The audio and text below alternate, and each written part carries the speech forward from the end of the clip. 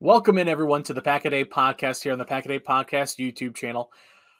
I am not Andy Herman. As you could probably tell, my name is Dan Kotnik, and you could probably also guess that based on the way that I'm dressed, we're not going to be talking exclusively about Green Bay Packer football or even the Green Bay Packers specifically on today's episode. No, instead, talking about some news coming up just in the last couple of days surrounding the Green Bay Packers, or I should say, more specifically, around Lambeau Field, and that is that it is being reported that Lambeau Field, the iconic home of the Green Bay Packers, will play host to a international friendly match between two of the top flight soccer programs in not just Europe, but the entire world, and that is Bayern Munich of the Bundesliga and my team right here, Manchester City of the Premier League. That getting reported on earlier this week from some sources around the team that I think are pretty reputable, and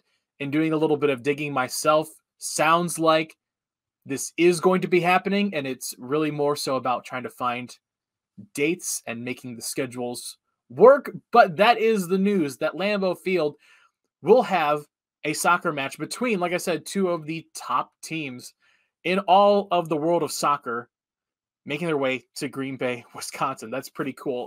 Specifically for Manchester City, it's the team that I root for. I have for the last several years, ever since I started following the Premier League.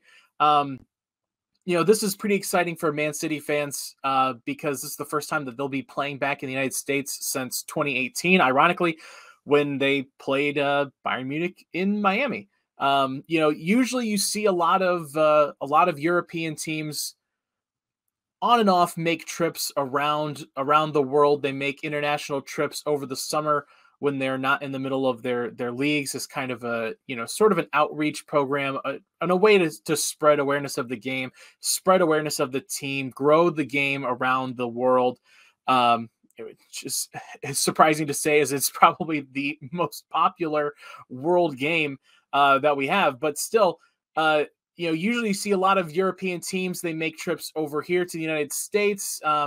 There's an international cup that they have over here. They have had the last couple of years where they have a lot of the teams come and they play just sort of an international friendlies tournament here in the United States.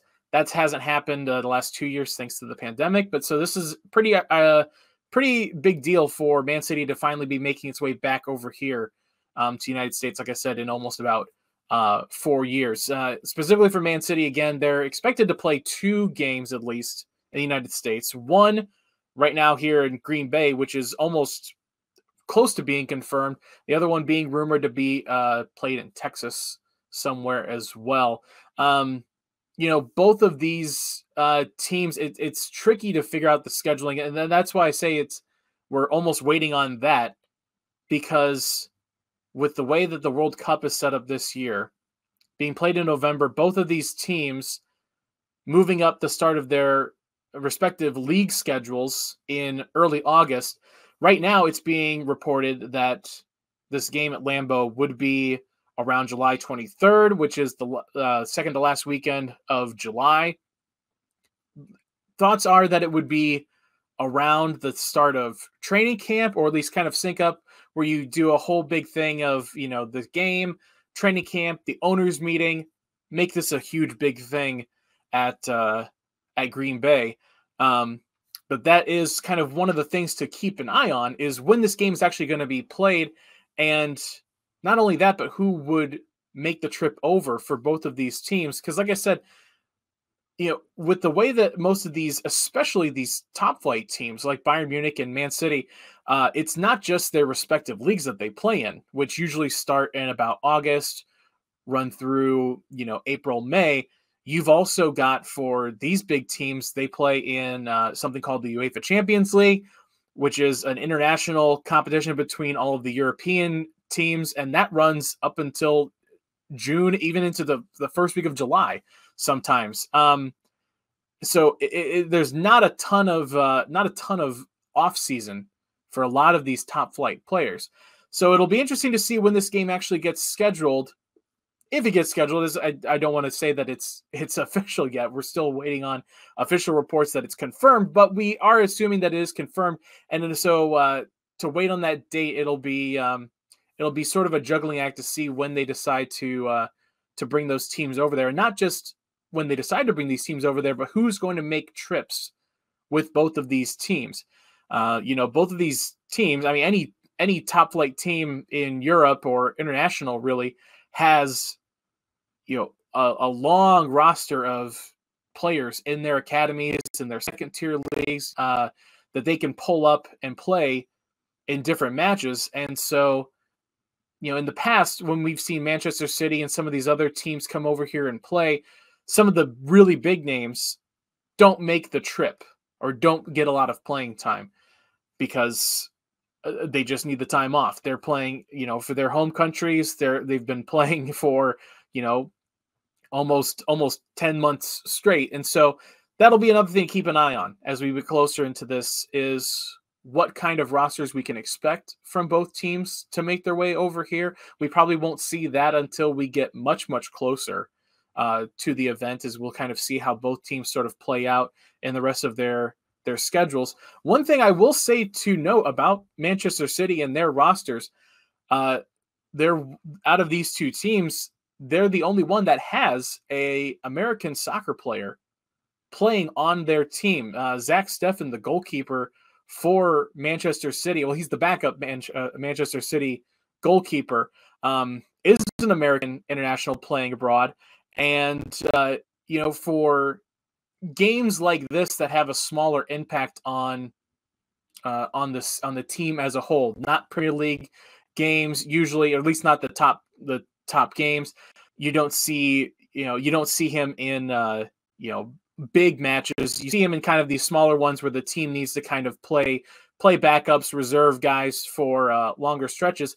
There's a good chance we'll see Zach Steffen come in here, and if you follow American soccer at all, you probably recognize Zach Steffen, as he's typically been the goalkeeper of note for the U.S. men's national team the last couple of years. So Zach Steffen, an American, could be coming home playing in Green Bay as the starting goalkeeper for Manchester City against Bayern Munich. Now, I want to say, if you're not familiar with either of these teams, either of these leagues, it's kind of hard to quantify how big of a deal this is to have these two teams coming over here right now. Or I guess maybe I shouldn't say it's hard to quantify, because it's pretty easy to show how dominant they've been the last several years. Just for Man City, the team that I follow, that I know, the last 5 years, 4 Premier League titles, a second place finish in the year that they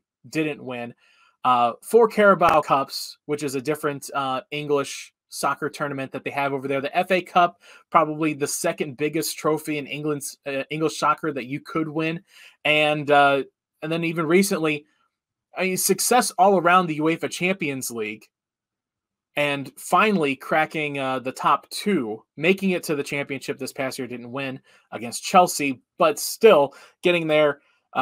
It is an accomplishment in itself. Bayern Munich, on the other hand, doing a similar amount of dominance, but for a much longer time. They are champions of the Bundesliga for the last 9 straight years. 9 straight years they have won the championship. That is Tom Brady, New England Patriots level dominance, but even like on a different tier than that. And on top of that, since the start of the 21st century, 3 UEFA Champions League titles as well, more than any other German team for sure. And even right now, both teams sitting at the top of their league. Manchester City a little bit closer, 1-point lead over Liverpool. Some big games coming up for them. And then on the other side, for Bayern, a 6-point lead right now in the final stretch of the Bundesliga. So looking that at least Bayern Munich starting to coast into a 10th straight Bundesliga championship, while Manchester City a little bit of fighting to do, but still in that pole position for the top spot in the league. Looking at the history of all three of these teams, it's really a great example of bringing three organizations with tons of history into one spot. Obviously the Packers in the NFL, they're the winningest team in the history of the NFL in terms of championships. Both of these teams, Manchester City, obviously comes in second to their local rival Manchester United when it comes to terms of championship titles. But Bayern Munich runs away. They're two teams with, over 100 years each of history, of championships, of success, of failure. Ironically, like all three of these teams almost sort of mirror each other in their ups and downs. 60s, 70s, all three teams kind of had this this boon, this upward trajectory. 80s, 90s all kind of fell off, and then here in the later part of the 90s, early 2000s, all three teams are seeing again a renewed success in their respective leagues. So to have three of these teams like this meld like this is a pretty great event. Looking back, I've been trying to look and see if it's the very first soccer game played at Lambeau Field. I have to imagine that there's been other small games, high school games or other college games that have maybe taken place on Lambeau Field technically. But in terms of having a professional league teams of this caliber and importance come and play at Lambeau Field, this is really the biggest one of them all. You could even argue in terms of just the history of these teams, these two soccer teams, and what they've done respectively, that it's the biggest matchup at Lambeau Field not involving the Green Bay Packers. I know we've had, the Wisconsin has had, a football game there against LSU, and that was a regular season game that actually counts. This is, of course, just a friendly, but the history of those two teams, they really pale in comparison to what these two teams do. Really, any team in America almost kind of pales in comparison to what a lot of these top tier European clubs are able to do. They've just been around longer. So, the argument could be made that this is the biggest non-Packer sporting event that's taken place at Lambeau Field. And that's a really cool thing to see, especially not just as a American soccer fan, but as a Packer fan. Even if you are not a fan of soccer at all, if you're a Packer fan, this is a pretty big deal. This is a really cool experience. I tried to think of an analogy to explain what this kind of means for fans that maybe aren't familiar with international soccer. The closest I could come to was, imagine those 1980s Lakers Celtics basketball teams. Bird, Magic, those teams.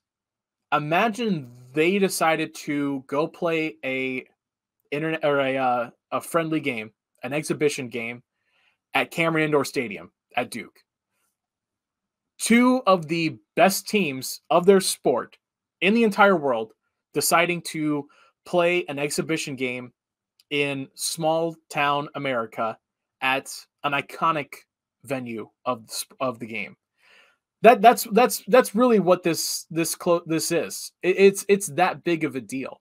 And even if you don't care, if I say all of that stuff and you say, I really don't care, I'm a Packer fan, I don't care about anything that happens at Lambeau Field other than the Green Bay Packers, you should be excited about what this means financially for not just the Packers, but the Green Bay community as a whole. As we know, the Packers were scheduled to have that extra 9th home game this season. That's been shipped off, ironically, over to London for the international series that the Packers are going to play in for the first time. And a lot of the outcry, really almost all of the backlash that came from it was the idea of this community, this small community that depends pretty much solely on the Green Bay Packers for their economy, losing the opportunity for another home game. This is going to be another home game. You look back, recently in 2018, University of Michigan hosted a similar match between Liverpool and Manchester United. They pulled in a crowd of about 101,000 people, which is just only slightly less than what they average for a regular U of M football game. Now, obviously, Lambeau Field doesn't hold as many people as the Big House does. Lambeau, I think, is the official attendance or the official capacity is just over 81,000, and they usually average about 77,000 in terms of attendance. They're easily going to reach that.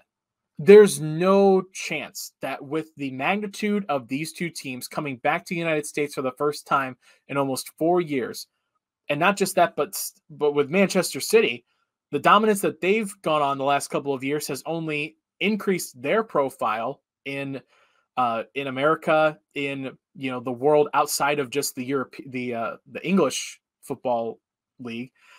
Liverpool, Manchester United, those have always been big names. If you talk to anybody who wasn't a big fan of English soccer, they could probably name you Manchester United right off the top of the head if you ask them from a team. Manchester City, though, they've been competitive. They've been near the top. They've been one of the teams that you look at as, the big four out of the Premier League. But internationally, I don't think they've really gotten as much of the notoriety as they have recently. Also, you throw in the fact that if you're a Ted Lasso fan, Manchester United or Manchester City has been, kind of the New York Yankees antagonist of some of the biggest moments of the show. So, as much as it would have been a draw back then, to have Manchester City coming back to the United States for the first time in 4 years and playing arguably the best team in all of Europe, Bayern Munich, this is going to bring fans from not just the Midwest, but all over the country coming to Green Bay, spending money, and experiencing this town for the first time.